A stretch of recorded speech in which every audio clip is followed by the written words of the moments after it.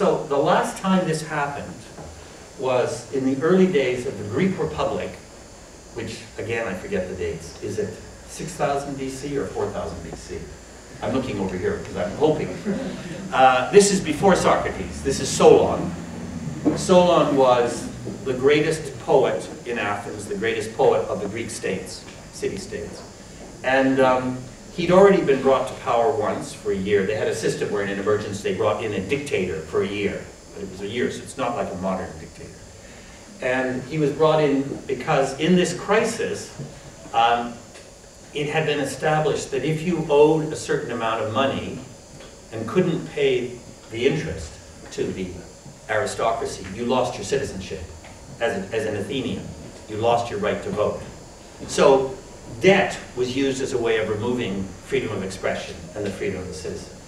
And then it really fell apart. So they brought Solon in, and he did something which all poets would do, but actually all great economists would do in a crisis, which is he came in and he ripped up the debt. He said, well, there's only one way out. The debt cannot be paid, so the debt will disappear. And what's fascinating about this, talking about memory, see, what's fascinating about this is that you're taught, at least I assume that you're taught in the social sciences, about, Greek philosophy, Greek plays, Greek democracy, Greek republics, all the basis of Western civilization. In England and France and Germany spent 200 years trying to prove which one of them was the natural inheritor of Athens. That was the memory argument of the 19th and 20th century. If you went to school in Paris, they begin your education at university by explaining that Paris, France, is the natural inheritor of Greece and Rome. You go to England, they don't say that because the English system is, they simply act as if it is so. You don't say it. That would show you didn't believe it if you said it. You just take it for granted that it is so. And of course the Germans just went crazy in late 19th century and started building everything on the basis that they would inherit this. Solon came in, ripped up the debt. Of course the debt wasn't on paper. It's called the breaking of the chains on the people. Did away with the debt and created the basis of Athenian democracy, Athenian philosophy, Athenian theater. So the whole basis of Western civilization, in reality, is built upon not paying your debt. That is the basis of Western civilization. Going bankrupt on purpose. That's how we did it. So today, when they tell you that the debt is so important that it must be respected, what is their basis? If you actually look through the history of Western civilization, many of the most exciting moments come when there's an enormous debt, society is brought to a stop, someone comes to power and says, well, in that case, we won't pay. It's over. And that frees everyone, and there's an enormous growth in ideas, in economics, in politics, and so on. And Henry IV of France is a perfect example of that. He simply called in the lenders and said, look, we've had a civil war, we're all deeply in debt to you, we can't pay you, so we have two choices. Either you leave the country, or we kill you. Those are the choices. So which would you prefer? So they negotiated they would pay them 10% or something. But this is what a civilization does, because debt is not real when it becomes that important. So we're not able to deal with that, and that is a failure. We have allowed speculation, ideology, and out of that populism to be treated as reality versus the real history, which is you're more important than debt. Debt's just paper. Money is actually imagination. It's not real. It's about relationships. If it breaks down, you change the relationships. That's the history of money. And we are falling for this kind of false fact-based idea that money is real. And that's always catastrophic. So, what would be an example today of the Lisbon earthquake? I think one of the big examples would be what's happening with immigration, with people moving around the world. There are more people moving around the world today than in modern history. I mean, hundreds of thousands of people, millions of people. There's much more than even during most wars. So you've noticed, if you read the papers or look online, you'll notice that there's a big crisis a subsidiary crisis coming out of what's happened in North Africa, which is that some Libyans, some Tunisians are getting on boats and escaping to Europe, right? You've seen this. And you've seen that the reaction of the Italian government and the French government is panic. And they're actually going to change the rules, the European rules on movement, in order to prevent people from coming in. And you have the impression that millions of people are crossing the Mediterranean, right? That's the impression you're being given. And European civilization is in danger. Well, the truth of the matter is 25,000 people have come out of those countries so far towards Europe. 25,000. Peanuts. During the Balkan Civil War, Europe, Western Europe, took in, I think, 500,000 people from the Balkans. Didn't seem to be a big problem. Actually, it was very good for Germany and France and so on that they got a lot of people from this area because they got a lot of new citizens, a lot of energy, and so on. Tunisia itself has allowed 300,000 people in from Libya. Not a big deal, you just got to find some food and look after them for a while. So what this panic over 25,000 people tells you is what I was talking about at the beginning, which is this rejection of what they think is multiculturalism, which is really a return to the old 19th century idea of the nation state. And so we as citizens and we as writers have failed to make this clear and to make people feel that it would be just fine, it would be just okay to take these people in. We've allowed governments to fall back on the old Westphalian idea of how nation states work. We've allowed ourselves to believe that immigration is all about whether or not we will give people rights. Rights are, of course, the passive part of being a citizen. Of course it's important to have rights, but that's not what a citizen's about. What a citizen is about is being actively and aggressively involved in what society does. It's not simply having rights. Let me give you a little linguistic example of where the problem lies. The word used to describe these people in Europe is migrants. I don't know what it is in Slovenian. What's the word in Slovenian? Migrants. The word, it should be immigrants. A migrant is someone you hope will go away. An immigrant is someone who will become a citizen. Completely different. The language is incredibly important. And the more we allow this kind of legalistic, technocratic approach to dominate in our attitudes, the more likely it is that it's not going to work. So I just want to talk to you for 2 seconds, and I'm going to stop, about, so what are you looking, first of all, one of the big problems is that the legalistic approach has been to talk about you not as a citizen, but you as a national. You have the legal rights of someone in a country. You're a national. Well, of course, that already is reducing you to a passive dependency relationship with an old-fashioned idea of the state. You're not a national. You're a citizen. And they're not hoping to be nationals. They're hoping to be citizens.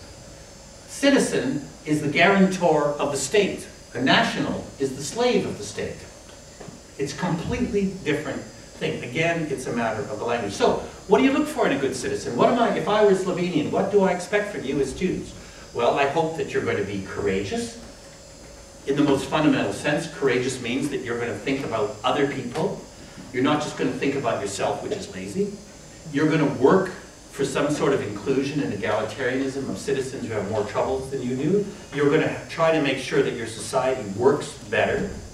So you think about courage. You're born here. Now I know the Balkans are a little more complicated, but I mean Slovenia, I think I can say this. You're born here, particularly this generation. Have you ever had to prove your courage?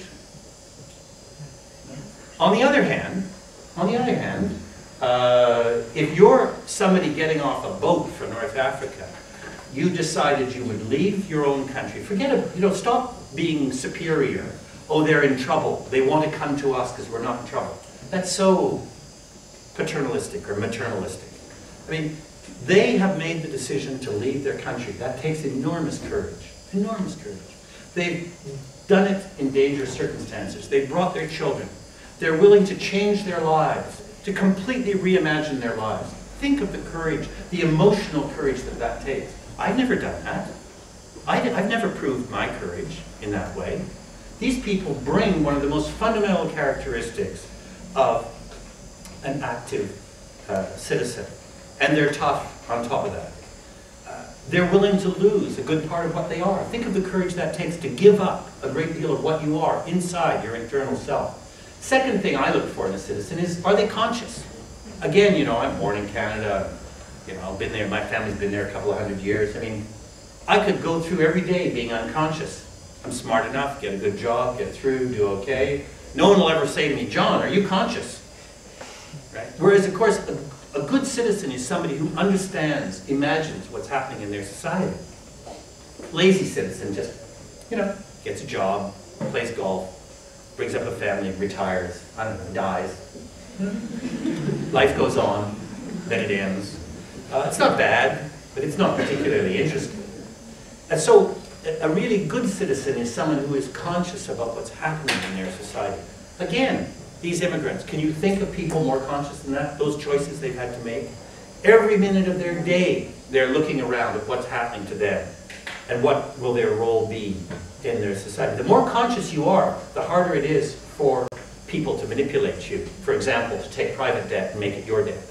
If you were more conscious, you European citizens, Western citizens, if you were more conscious, they wouldn't have got away with transferring that debt to you. It just shows that you're asleep. And I'm asleep. The writers are asleep. We allow them to do this. Whereas these immigrants are not asleep. They're awake. They're conscious. And thirdly, because of what they've been able to do, they understand the complexity of life, the complexity of change. They know that they're going to have to change. They're going to have to become different and at the same time stay the same. And that's, of course, what immigration is really about when it's properly done. You stay the same, you change. You completely change, you completely stay the same. You develop a multiple personality. Very complicated, very, very interesting. And what happens to the people in the country to which you're immigrating? Well, of course, say if I'm Canadian, I don't have to change as much. But every time 300,000 people arrive, it's going to change me. Is that really a bad thing? Is it really a bad thing that I should be forced to think to myself whether what I am is all that interesting? Whether these new people are actually bringing some really interesting things because of their courage and their consciousness and their sense of community. Just for example, of course they're bringing some things that have to be changed. And many things will change. Because of the democratic system, they won't be able to do certain things that were allowable in the country they've come from. But they bring a lot of very positive and very interesting things, particularly in areas of community, where because they had lousy nation states, they had to have very strong local communities. Whereas we, because we've had very successful nation states, often have allowed the community to fall apart and become very lazy in our communities. And I see this all the time in Canada. You go into local politics and you see the new Canadians. Are they ever smart? Are they ever good? Do they ever know what they're doing compared to people like me, who are half asleep and think it'll all happen by mistake or something like that? So, I often have to go, we have citizenship ceremonies, and I often go and speak at the citizenship ceremonies. You're a citizen within 3 to 5 years. And it's very interesting. There'll be 50 to 100 new citizens and their families and their friends. It's very exciting. And there's always someone who gives a speech. And so I often go and give a speech when I can. And I always say to them at a certain point, citizenship is not a smorgasbord. You don't just get to say, well, that's nice, I'll take that, but I don't want that. Now, what I mean by that is not that you have to, wear clogs and eat the same food as the people, to take the Dutch example. You don't have to eat Gouda and wear clogs in order to be Dutch. That's not what I'm talking about. What I'm talking about are the ideas of citizenship. And so what I say to them is, you get everything today. You are now responsible for everything we did, evil thing we did to Aboriginal people. You're now responsible for our history of anti-Semitism if you're European. You who became a citizen today, who are Arab or Jewish, you're now responsible for the Holocaust because you're a citizen of this country. And they kind of look at you. My God, this is supposed to be a happy little day, you're going to say to me, that's not fair. Whoever said citizenship was fair? Citizenship isn't about happiness and fairness. It's about obligation and work. And the great thing is that because you weren't here when we were anti-Semitic, you might actually be able to help us make sure that we don't become racist again. You actually can help. And then they look very happy because what they understand me to be saying is, now you're a citizen, you have full responsibility for making sure that this society works okay. And they love it. It's very interesting. It's a psychological state of mind. Whether you think that somebody who becomes a citizen, not a national, is equal to you or not. And the answer is, if you don't think they're equal to you, you failed. They haven't failed. You failed.